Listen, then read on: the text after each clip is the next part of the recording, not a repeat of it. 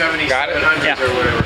Well, that is warm, isn't it? Wow. That's what I'm telling you. It's hot. Everything's hot. Yeah. Everybody hear me all right? Yes, sir.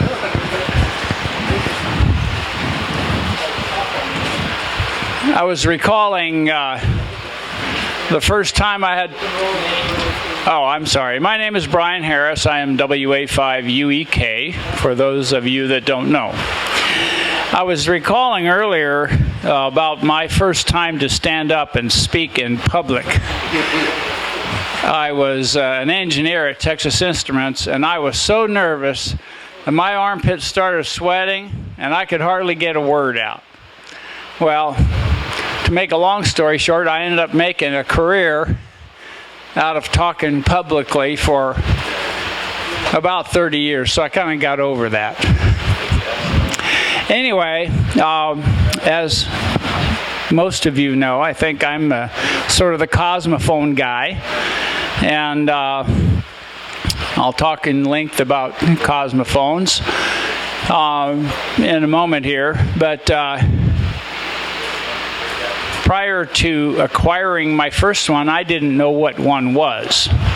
And as a matter of fact, I had a total of 3 pieces of amateur radio equipment in my possession in about 1992. That was it. I had a receiver that I built as a sophomore in high school, and I had an NCX3 that transmitted okay but didn't receive, and I had an FTDX 400 that received okay but didn't transmit, so I used the two together.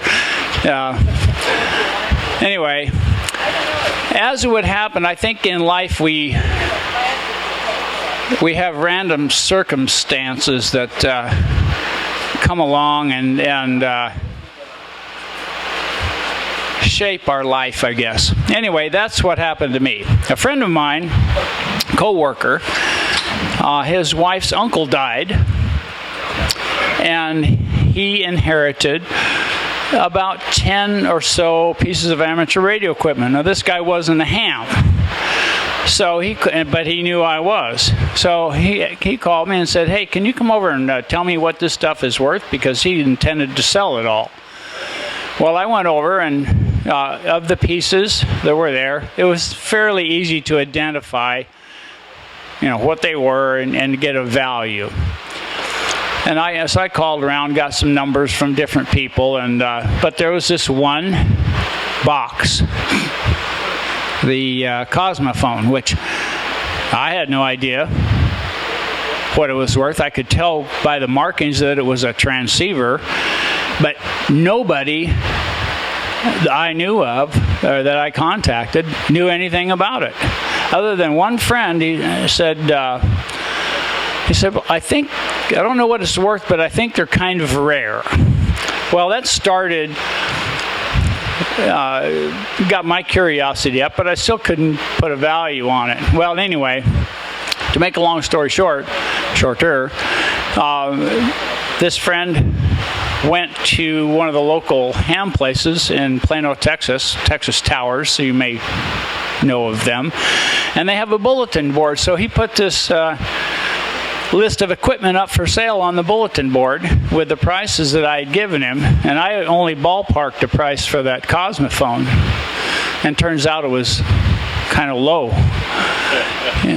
But that was my stupidity. So I happened to walk into Texas Towers one day, and I saw this list of equipment on the bulletin board, and I didn't know he had done this. Well, I grabbed the list of stuff off, called him on the cell phone, said, "Are you in the office?" "Yeah."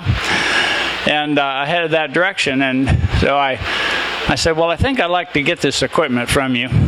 And so we went down the list and summed it all up, and I said, "Well, I think I said, take a couple $100 less than the total." "Yeah, sure." Well, I wrote him a check, put the stuff in my car, and that's where I got my first Cosmophone, number 17. It is a Cosmophone 35. So I had the thing for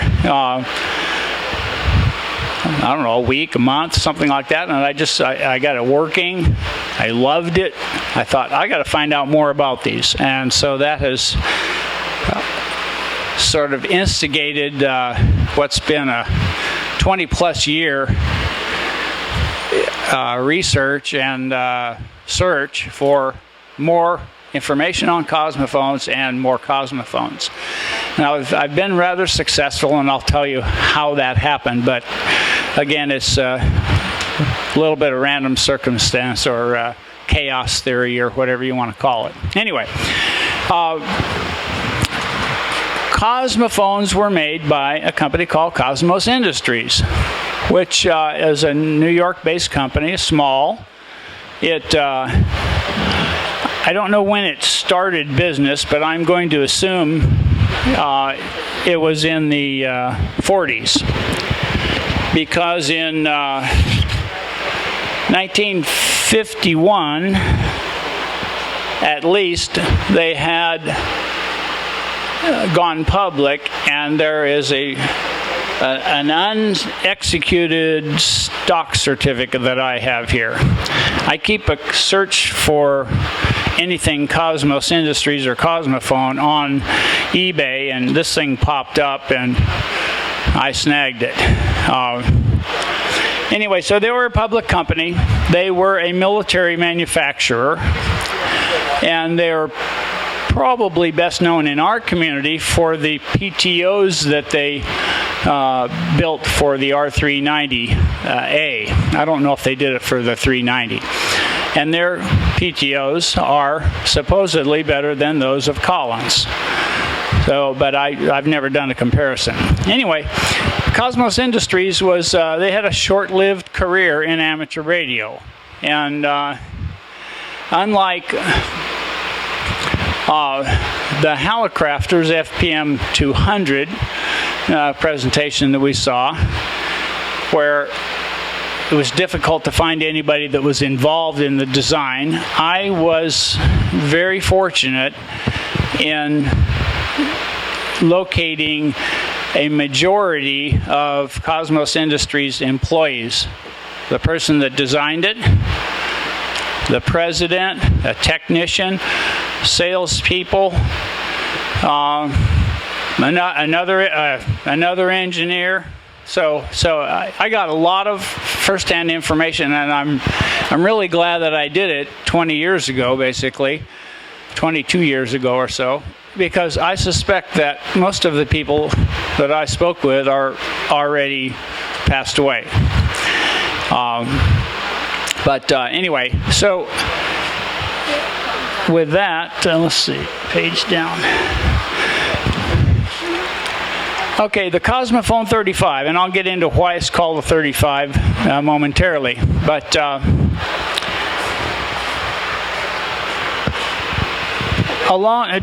during my research, I got the first Cosmophone. Then I didn't have a manual, so I searched, I talked to a lot of different people. I finally found a manual via the vintage sideband net. A fellow on there he said, well, I have a Cosmophone, I have a manual, I'll send you a copy. Or he sent me his manual, from which I made a copy. And I learned through various other conversations that the fellow that actually designed the, what do you call it? It's not a prototype of the Cosmophone.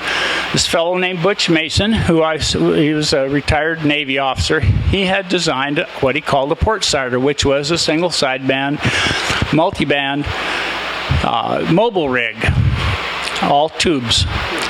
And it used an interesting concept called bilateral design. He worked on it for 2 years, spent 600 hours, which he documented every day and every hour that he worked. I happen to have a copy of his notes, not his original notes, but I have the copy that his son gave to me. I did have the pleasure of speaking to Butch a few different times, and he shared with me that he took his design when it was all debugged and approached Collins and Gonset and RME. Well, Collins had a not invented here policy, so they weren't interested in it. Plus, they had a very broad patent on bilateral technology. Bilateral is signals going through the filter, mechanical filter one way and in the opposite direction, transmit and receive, essentially. RME was not interested. They were in the process of being acquired, and I think their business plans were changing. And Gonsett, I think, was just slow to respond, because during a conversation that Butch had with a fellow named Ed Pillar, Ed told him, he said, you know, I know this guy that owns or is the president of Cosmos Industries, and they might be interested in it. He was a ham, the Cosmos Industries president, and so they got them together, and they inked a deal, and the deal was that Butch was to receive a Cosmophone, when first production one, and royalties on future sales. Well, that was, so they had the signed contract, and then shortly thereafter, Gonsett came in and offered Butch $8,000 for his design. Well, that was enough to buy a pretty good house back then. And so Butch was a little bit disappointed that he signed the deal with Cosmos Industries, but it was what it was. So Butch and Ed got together and they built a what they called an SSTR-1. It was a prototype. It had the dual VFOs that I'll talk about, and they made it work. Well, so that was the end of Butch's involvement with it, and so the design was now in the hands of Cosmos Industries, at which point Gerald Harrison, who I also had the pleasure of speaking with and communicating via letter, he was the engineer assigned to design the Cosmophone. And the Cosmophone name came from a fellow named Ken Grayson, employee there, who was also a writer for CQ. And so thus the Cosmophone name came. It was designed basically a couple of years, 55 through 57. About the end of 57, they started putting some feeler ads out. In 58, they really introduced the product. It has some very nice reviews in QST and CQ, and those are available. I actually have copies of them if you are interested in checking them out. Okay, so the Cosmophone 35 was Cosmos Industries' first amateur radio entry. And the reason they went into this is their military business had taken a little bit of a dive, and they needed something to keep their employees going. So this was the thought that they could do this and maybe make some money. Well, they, like I said, it's a dual VFO. Unlike the FPM-200, instead of red and blue VFOs, there are red and green VFOs. So there's a 4-position switch on the front panel that allows you to receive and transmit on VFO A, or receive on A, transmit on B, or transmit on A and receive on B, or transmit receive on B. So it allows very nice DX crossband operation. It was the first transceiver with dual VFOs. It was the first transceiver that went 80 through 10 meters. What was the first transceiver, sideband transceiver? KWM-1. Yes, right. And it is 3 bands, and I have one. Probably a few others around here. But it's nice and compact, unlike the Cosmophone 35, which you've seen is the same size as a 75A4. The Cosmophone was expensive, $800, and $140 for the power supply. Now, that's a lot less than the FPM-200, but the FPM-200 was a lot more radio than the Cosmophone. Cosmophone is a 35-watt transmitter, and I'm not real sure the president of the company said it was called the 35 because of the 35 watts. Another employee said, no, it's a 35 because it has 35 circuits in it, active circuits, shared among the tubes, which don't number that many because there are dual functions in some of the tubes. Anyway, it was the first non-Collins transceiver to use a Collins mechanical filter, to my knowledge. It uses a single 6146. They wanted to put 2 in it. And this was a crucial mistake, I believe, on their part, because the president got a really good deal on these national MB40 finals, and the national MB40 final cannot handle 2 6146s. They will arc. So they backed off to 1, and that shot them in the foot. It does feature Vox and QT, so it actually works quite well. I think Mark will attest to that. Mark has one that he purchased from me. It has a Q multiplier, and they will run single sideband CW or AM, one sideband of AM. The carrier control is on the front panel. It's a screwdriver control, which most people swap the pot out and put one with a shaft on it so they can put a knob, because it is an adjustment you have to make periodically.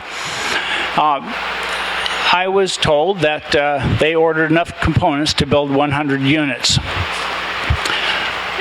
And I think they probably did build 100, because I have serial number 98. I don't know of 99 and 100. A lot of them were kept in-house and used for other purposes because they weren't selling very well.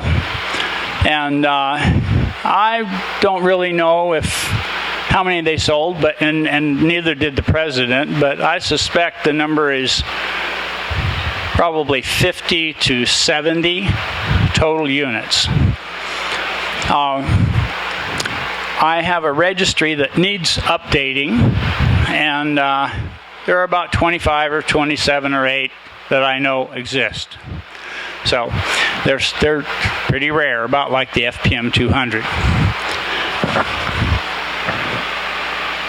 Any questions? Okay. They were not selling.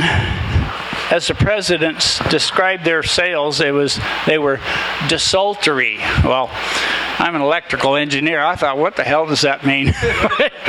So I had to look that up. Well, it means like not good. All right. So, and one of the big complaints from hams that they showed it to was that it didn't have enough power. So they changed it to a Cosmophone 50, and what they changed was the silk screen on the front panel and on the rear panel. It didn't change a darn thing in the radio, all right? And in a letter I have from the president, he said we changed that because it's really a 50-watt CW rig and 35-watt PEP single sideband rig. Well, so therein lies the question of whether the name was from the 35 watts or the 35 active circuits. Anyway, I have one model 50. That is the serial number 98 I mentioned. I know of one other 50. I don't know if it came out of the factory as a 50 or if it was relabeled, which they would do for you if you would bring your radio back to them. So anyway, they were doing anything to try to get this radio sold. And along that line, because the major complaint was low power, Gerald Harrison, the engineer, modified one. He put a single 4CX 300A in it as just something engineering to mess with. And so they knew they could do it with a little bit of modification. And but then Gerald left the company, and so they hired, or they assigned Steve Mealy whom I also spoke with, to redesign the Cosmophone 35 to be a full kilowatt desktop transceiver. He did that. They took 10 units that were existing, already made, and they stripped the RF deck out of them, and you can look in the Cosmophone there and see it. They stripped it, they cut off one end of it, they added another chassis, and they put a pair of 4CX300As in. And a Pi network. So they got rid of that national conglomeration, which is kind of a neat circuit in and of itself. But and they built a separate power supply. I understand they used a transformer from a BC610, but I would not bet my life on that. But it was a surplus transmitter, or transformer, I should say. According to the president, they sent 9 units out to be demo units with the various manufacturers, reps, and distributors that they had. And they had them out there, they demoed them at some hamfests and this and that. But along the way, the president of the company decided, we aren't selling these things, we aren't making any money. He's had to cut his losses. So they contacted all of the reps and said, we're exiting the business, send your Cosmophone 1000s back. Well, a fellow named Dave Ellis, who is a silent key, I found out through various contacts that he had one of these. And during the O.J. Simpson trial, I used to talk to him weekly, and I said, I really want your Cosmophone 1000. And he said, well, I just don't know if you're the guy that's supposed to get it. He was getting older, and I had to prove myself to him. I flew to California, met him at a bar. We drank for a couple hours. He decided that, yeah, you're not a bad guy. I showed him pictures of my radios and different restorations I'd done, and he said, well, okay, you can have it.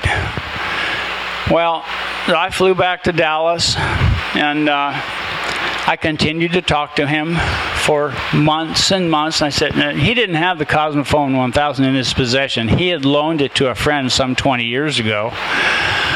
And the friend was attached to it, and he just didn't feel like saying, hey, I got to get this Cosmophone 1000 back. Well, so this went on and on and on. And then it was a month or so that I had not talked to him. So I called, and by this time I'd gotten to know his wife really well. And I called, and she answered the phone, and I said, Margaret, this is Brian Harris. and I said, may I speak to Dave? And she said, well, Brian, Dave died. And why I said what I said, I have no idea, but I said, my response was, you've got to be kidding me. And she said, no, I'm not kidding. And I said, I'm sorry. I didn't really mean to say that. I'm really sorry. I hope you're okay. And I asked for the details and all that. Anyway, she was fine. And I said, well, you probably know the reason for my call. And she said, yeah, the Cosmophone 1000. Well, so Dave had made a deal with me. He said he didn't want money. He was old. He had plenty of money. He said, I want a gun. And he told me this fancy revolver that he wanted.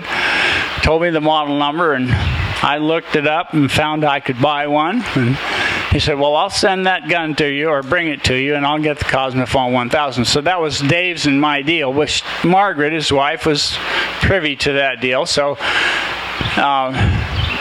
she said, well, if you'll give me the money that you're going to pay for that gun, you're going to have this Cosmophone 1000, and I'll have it here in a day or two. Well, she called the guy, went over and got it, brought it home. I packed up some boxes, flew to California, packed up the Cosmophone 1000, And I cleaned out her entire garage, and I rented a van actually to bring all this stuff back. I had a van full. So anyway, I got a Cosmophone 1000. I was pretty proud of that. And another couple years would pass, and I'd be getting a reputation about being the Cosmophone guy. My email is cosmophone@yahoo.com. My eBay ID is Cosmophone King, which is a name a friend of mine gave me, nickname. And so my name was getting out there. Well, I got a call out of the blue from a fellow in Chicago that owned a company, I believe it's called Chicago Capacitor. And he said, I understand you're interested in Cosmophones. I said, yes. He said, well, I've got one you might want. And I said, really? He said, yeah, it's a Cosmophone 1000, but it doesn't have a power supply. Or anyway, and I said, okay. And we negotiated a price. And I had him actually send it to a friend of mine that wanted to restore it, and still hasn't happened yet. But anyway, I ended up with 2 of them now. So as far as I know, I'd love to be surprised with something different, but I have the only 2 that exist now.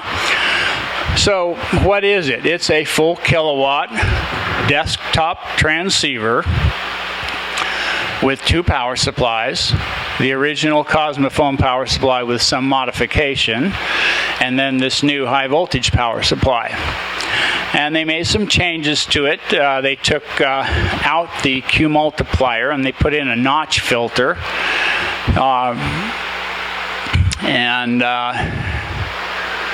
I've forgotten what else. They took off they put a crystal calibrator in it. But it was kind of odd. The Cosmophone 35 had no crystal calibrator, but you had a dial scale adjustment, so you could compensate, so the dial's kind of really reading what frequency you're on. But they took that out of the Cosmophone 1000 when they added the crystal calibrator. So you can't calibrate the dial, but you at least know where you are by the calibrator. Anyway. Now, the one I have at home, I've not restored yet. It needs some minor stuff, but and then the one up in Minnesota is in pretty good shape as well. But I need to build a power supply for it. So that's the story of the Cosmophone 1000.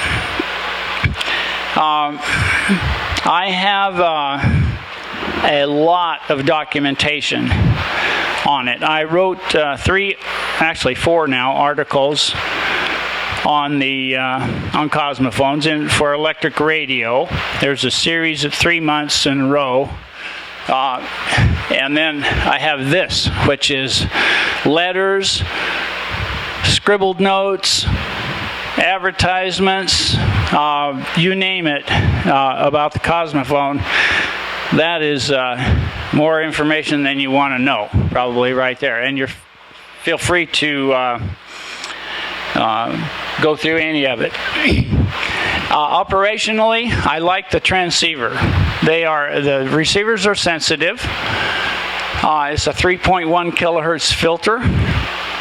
So it's got pretty good bandwidth, and if your BFO crystals happen to be where they should be, it will sound pretty good. Now they had a special jig set up for selecting BFO crystals because the circuit is not tunable. So they, I guess, would go through a bunch of them and probably with a spectrum analyzer or something, and maybe put broadband noise in it and then go from there. But they sounded good. But 60 years later, things can change. The mechanical filters change. The BFO crystals can change. So if you happen to be so lucky as to acquire one, it may or may not sound as good as it did when it left Cosmos Industries. Mark, what was your experience with that? Crystal's drip low, so lower sideband is tinny. Is tinny? Okay, so you may have to obtain a slightly different crystal. Raise the crystal frequency. Right. buying a new crystal. Right. Yeah. I tried that. It was at 50, 75 hertz. Yeah. But anyway, they sound good. I've had mine on the air, one of them. I was up to 13. I've sold some. I sold one today. And I have to sell some more because I have no space in my ham shack. So if any of you think that you'd like to become the owner of a Cosmophone 35, right here. Yeah, I will be selling one Model 1000, but I intend to keep one and keep the 50 and keep my best 35. But I have some really nice ones back in Arkansas. So, any questions? Nope. Okay, well, that's it. Just a comment. It was somehow the price of a Cosmophone went up a lot after your series of articles. Oh. So if you have a rare radio, publish an ER article and then you'll double the price. Well, that wasn't the purpose of my articles, but I'm not complaining. Okay. Did you ever do a receiver? Yes, the receiver is pretty hot. I compared it side by side with a 75 A4 that was in excellent shape and just as good, I think. So it doesn't have the passband tuning like an A4, but it is what it is. It was parts of the radio were very state of the art. Parts of them were not. Parts of the design could have been done a lot better, and I think they would have been more successful. But the problem is, it came out in when it did in '58, and then a few months later, the KWM-2 came out with 100 watts, a lightweight rig, Collins' reputation for quality, and I think that was the undoing of the Model 35. The Model 1000 was $1,550, a lot more than a KWM-2 and a lot bigger. So I think it had no chance of success. So anyway, but I got very, very lucky in my pursuit.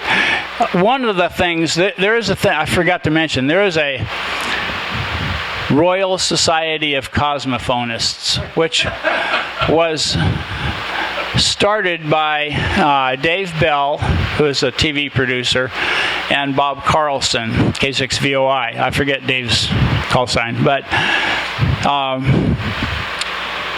let's see, where is it? Oh yeah. When I talked to Bob Carlson, that's when I hit the jackpot, because he had, and it's right here someplace,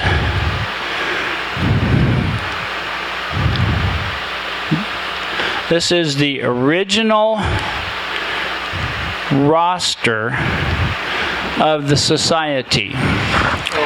He had this, he sent it to me along with all of his information, and including how he designed, he put a section 6146 in his and added a Pi network, beefed up the power supply. But when I saw this, I about fainted, because I was trying to find all these things, and here I am with the names, the call signs, what serial number they had. Well, I got on the phone, I wrote emails. This is before QRZ, so I was using what they call a SAM database, and I wrote letters, and letters were returned with no such person and this and that. But I eventually found virtually everyone that was on this list and acquired the majority of them. So I got lucky, but it was with a lot of hard work and a lot of time. So anyway, that's it. Thank you very much.